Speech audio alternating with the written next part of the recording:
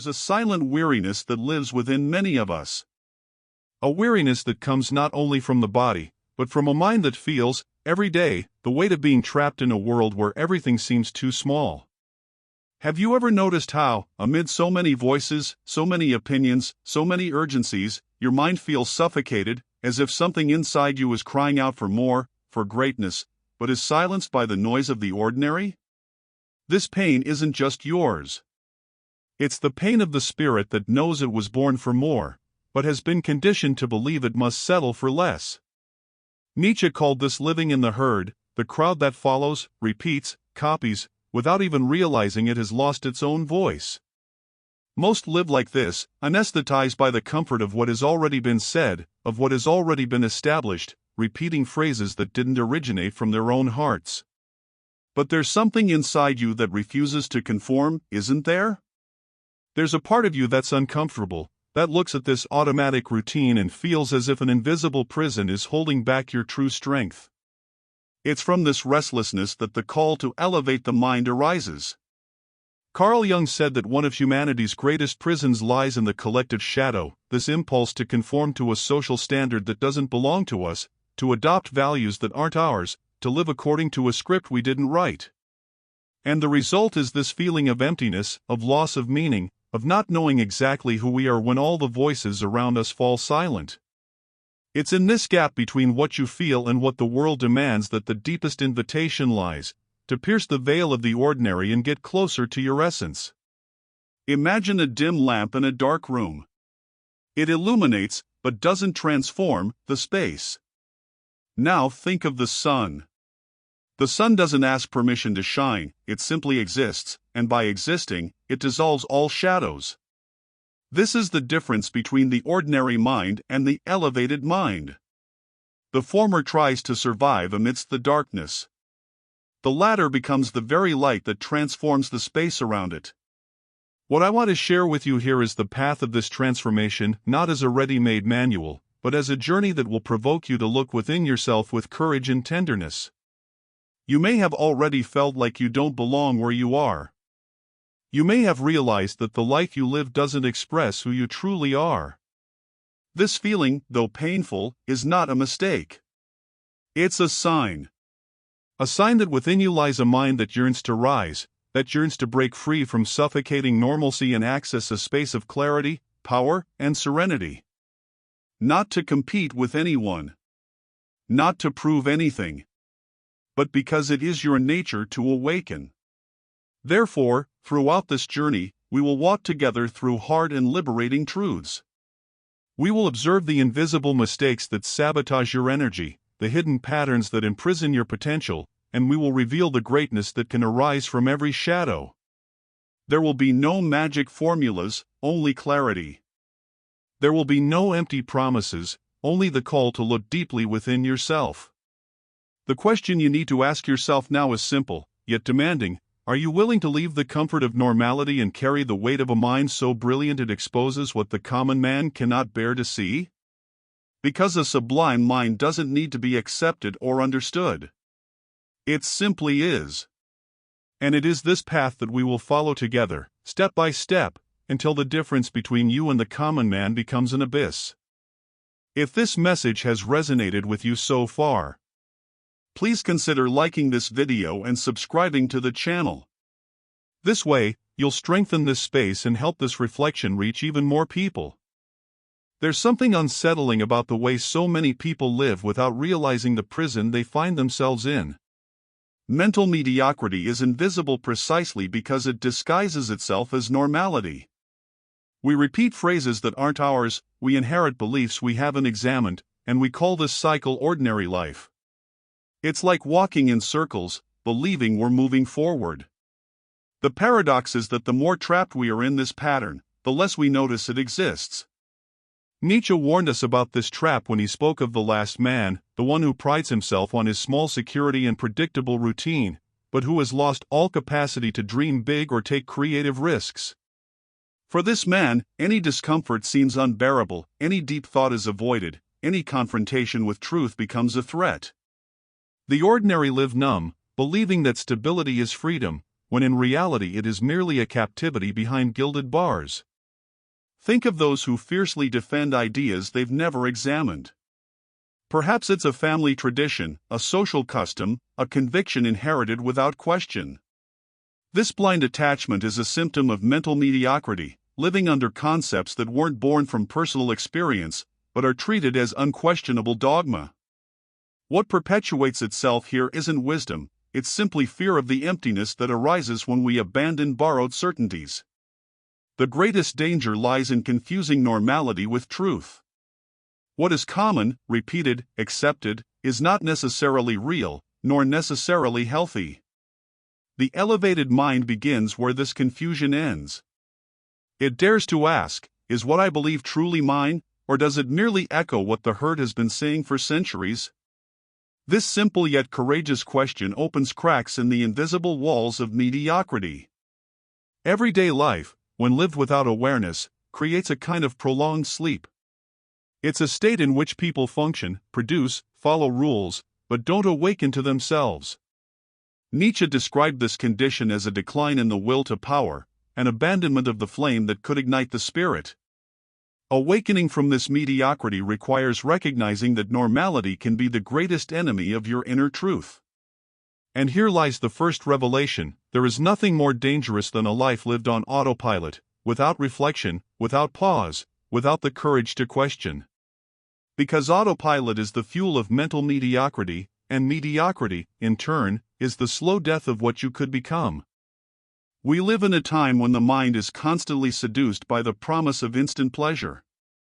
Every notification, every click, every small stimulus triggers the release of dopamine, the neurotransmitter of desire and reward, in the brain.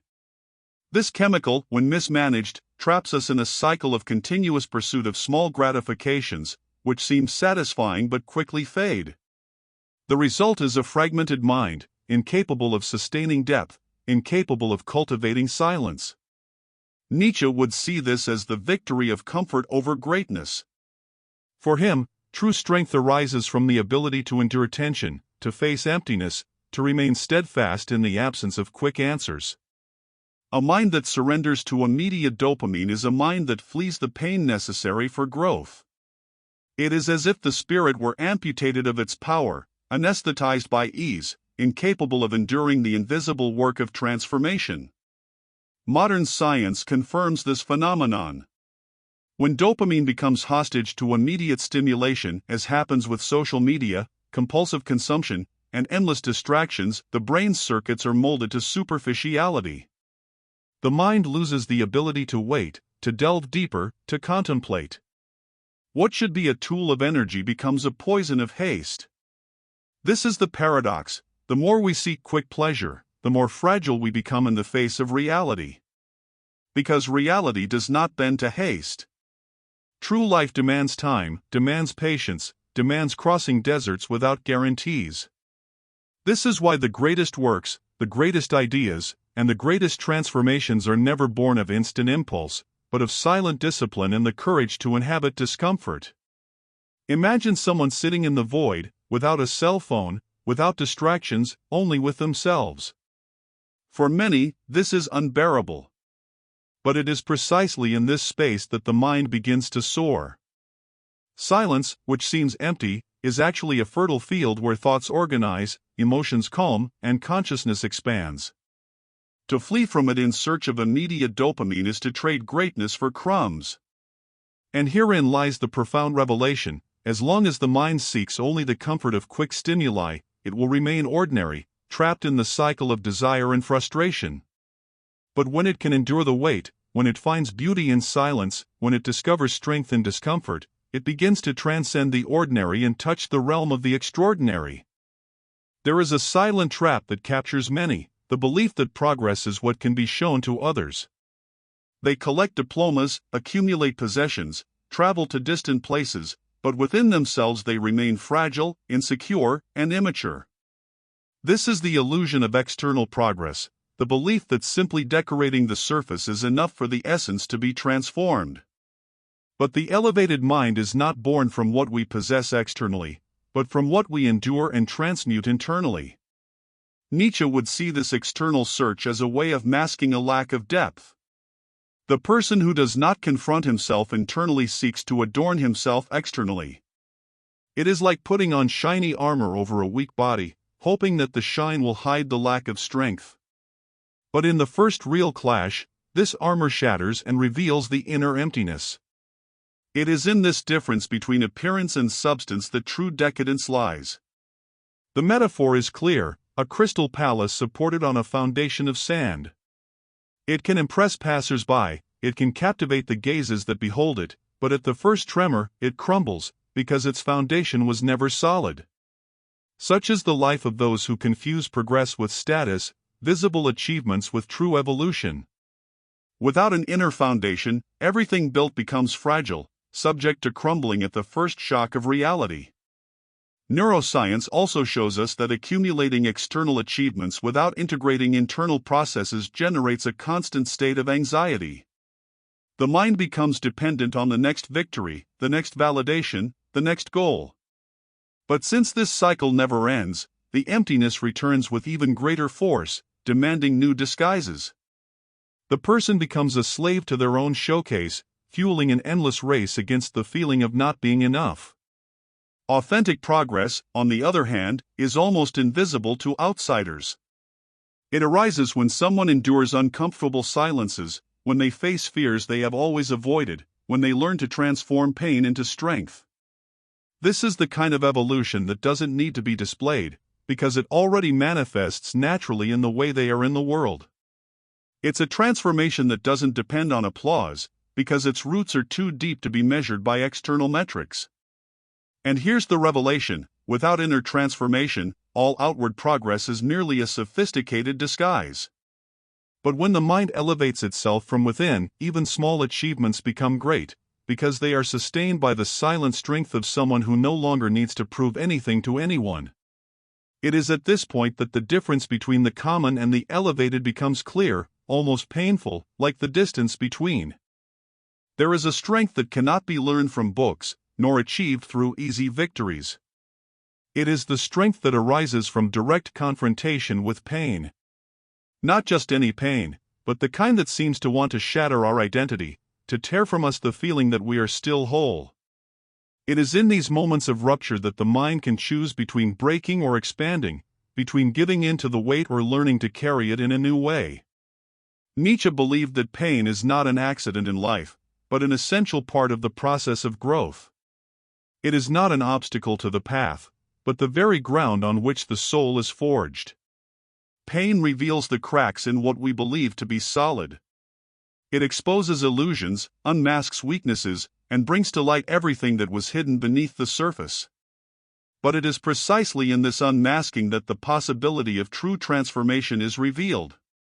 Neuroscience explains that the brain, when subjected to painful experiences, activates areas linked to adaptation and resilience. Synapses reorganize, circuits refine, and what seemed to destroy us ends up expanding our capacity to feel and understand. In other words, every pain we endure leaves us not only scars, but new connections that strengthen the mind. Suffering, when endured, opens paths that were previously invisible.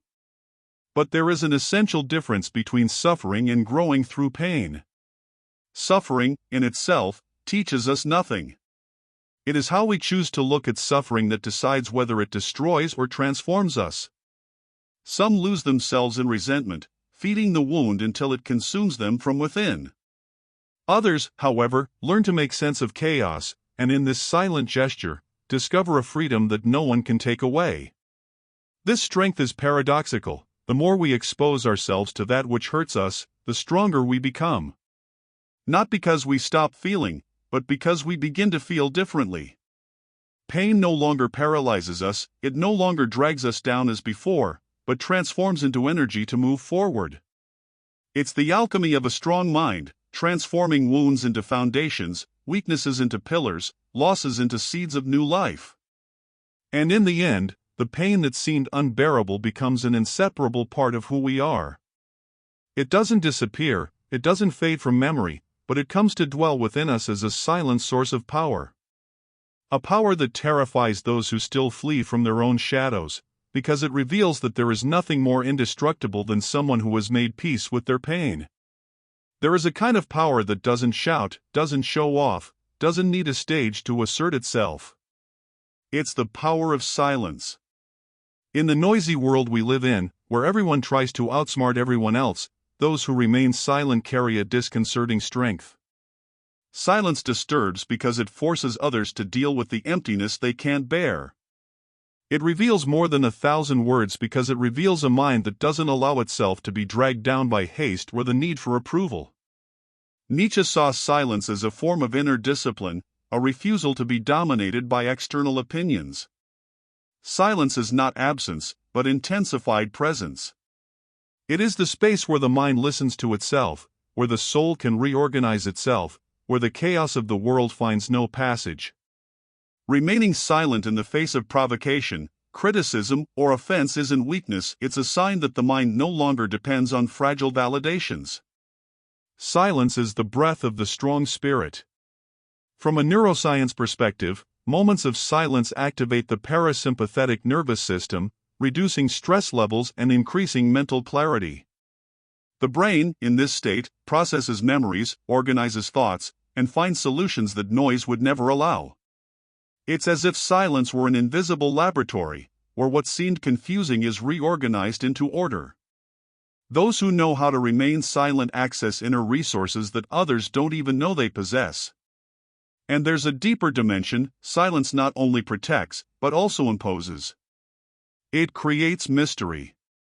It disarms. It forces others to reveal themselves, because the lack of response forces the exposure of their own intentions. This is why a well-sustained silence can be more terrifying than a direct attack. It says nothing, yet insinuates everything. It doesn't explain itself, but imposes itself. Deep down, silence isn't emptiness, but plenitude.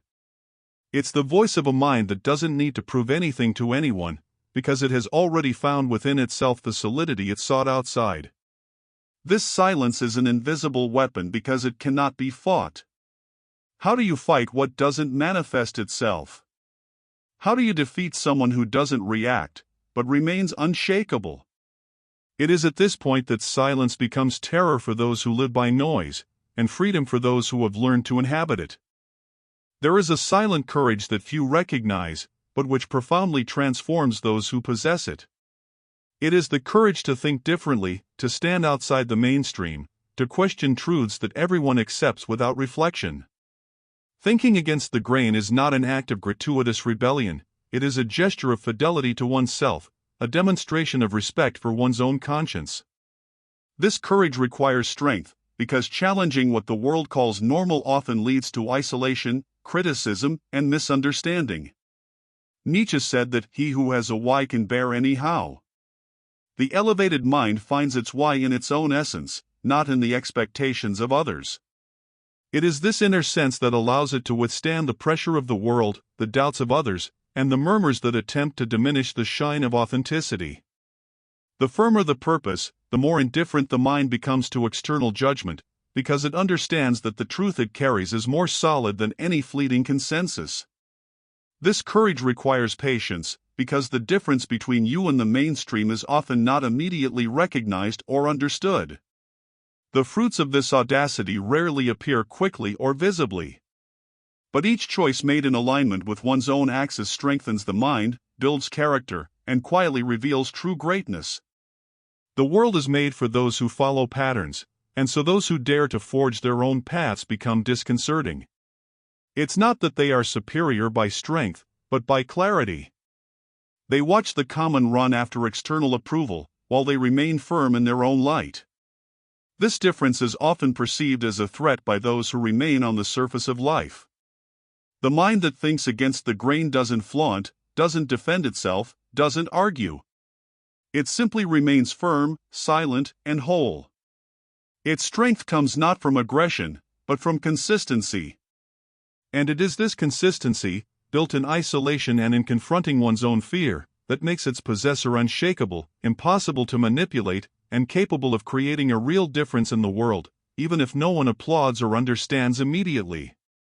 There is a silent prison that many carry without realizing it: constant comparison with others.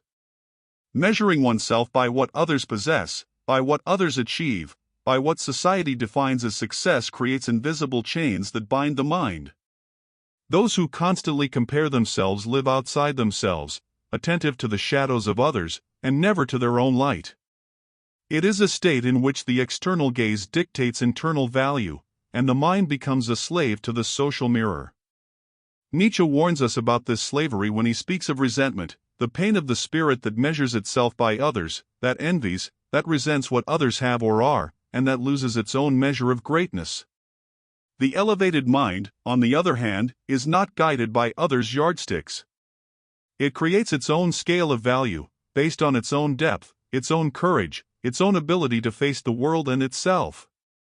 Think of the artists, the thinkers, the visionaries who were ridiculed, discredited, and even rejected in their time.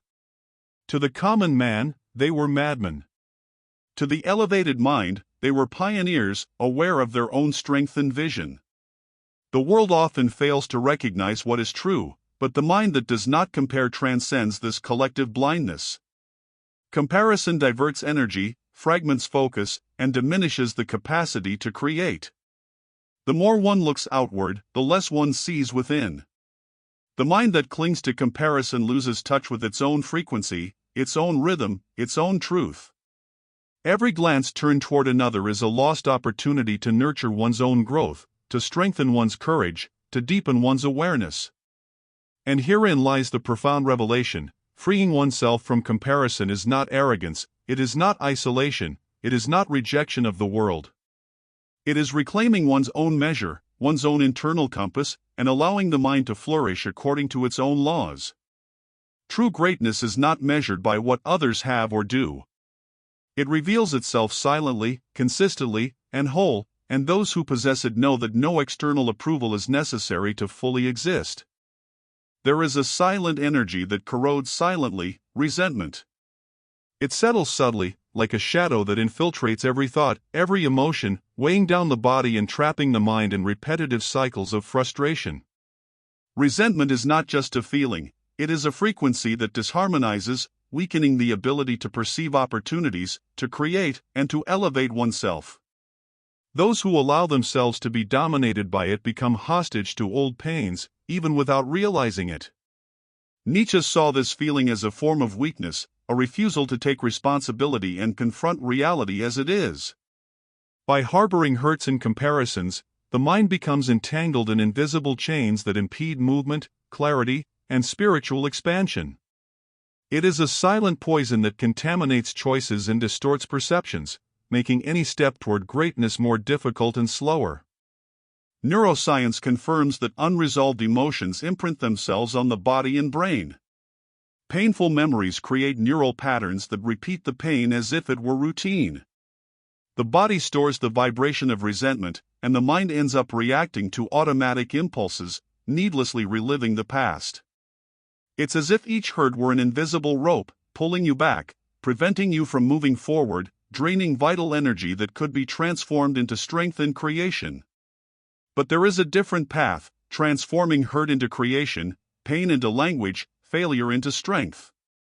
This transmutation is not simple, not quick, and requires presence. But it is possible to recognize resentment, accept it, understand where it comes from, and then redirect your energy. Each moment of pain can become a spark of insight, each frustration an opportunity for self-knowledge, each heavy memory a foundation for something more solid and conscious. The elevated mind learns to navigate this frequency, not to fight it directly, but to transform what imprisons it into something that drives it. It understands that resentment is raw material, not destiny. And it is in this process of transmutation that true freedom is revealed, the freedom to no longer be manipulated by the past, the freedom to create in the present, the freedom to rise above what the common man calls injustice, but which, for the strong mind, is only a lesson. There is a trap lurking in every mind, almost imperceptible, yet capable of suffocating any greatness: intellectual cowardice.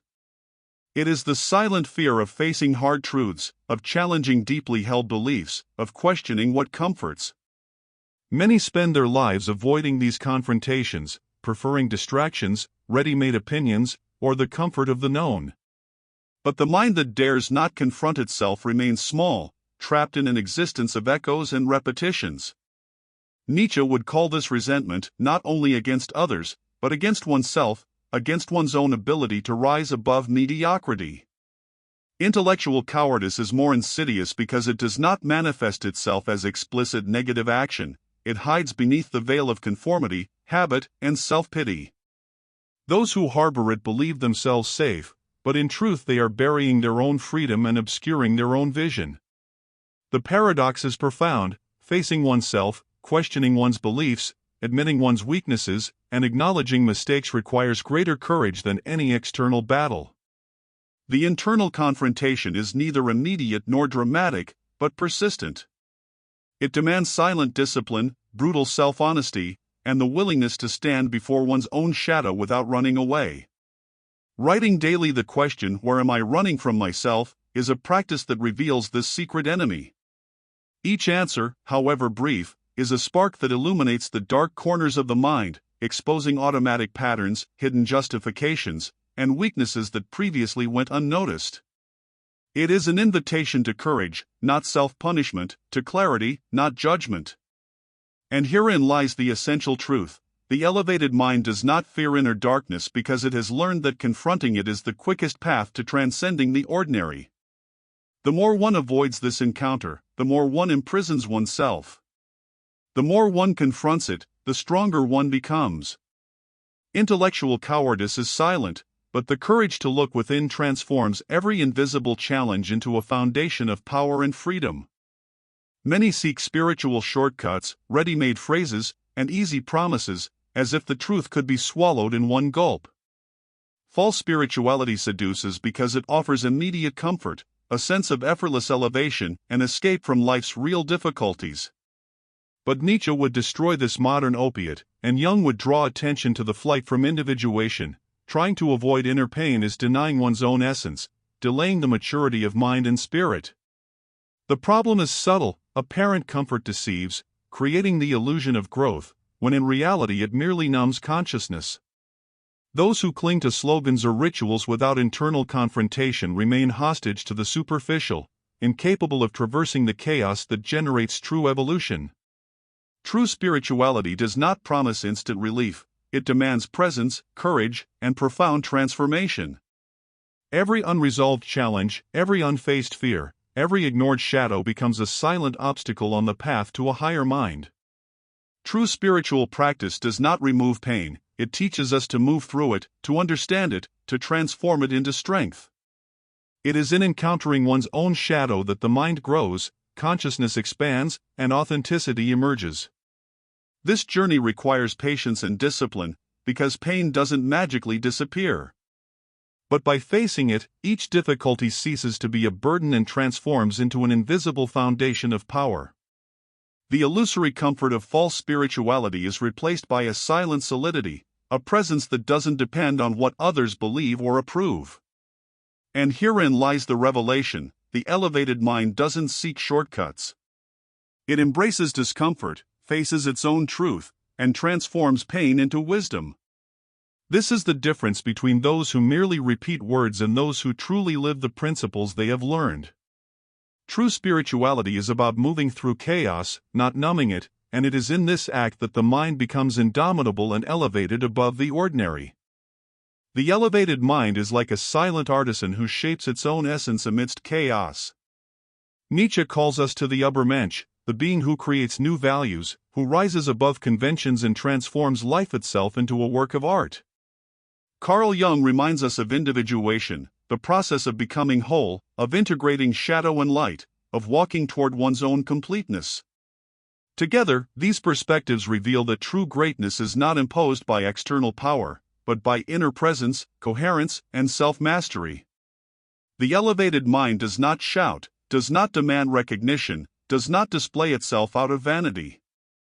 It becomes a mountain, solid, immovable, silent, yet impossible to ignore. With each challenge faced, with each shadow faced, the mind strengthens, creating an unshakable internal axis. Each pain experienced, each fear confronted, each impulse of comparison or resentment transformed into learning becomes an invisible foundation of power. To rise above is to bear the weight of not being understood, to remain whole even when the world doesn't recognize it, to live aligned with one's own axis, until the difference between you and the ordinary becomes an abyss. It is a silent, intense, and profound journey that demands courage to face pain, clarity to distinguish appearance from essence, and discipline to transform knowledge into action. And in the end, the final provocation echoes: do you accept the weight of being misunderstood to live the greatness of a mind that humiliates the ordinary? Accepting this challenge is recognizing that true freedom is not achieved with applause, but with presence, integrity, and awareness. It is to traverse one's own chaos and emerge transformed, unshakable, elevated. It is to become that which the ordinary world cannot measure, but which your own soul recognizes as power, truth, and destiny. If this journey resonated with you, please support this work by liking and subscribing to the channel. This way, you'll help keep this exchange alive and allow more people to access these reflections. Until next time.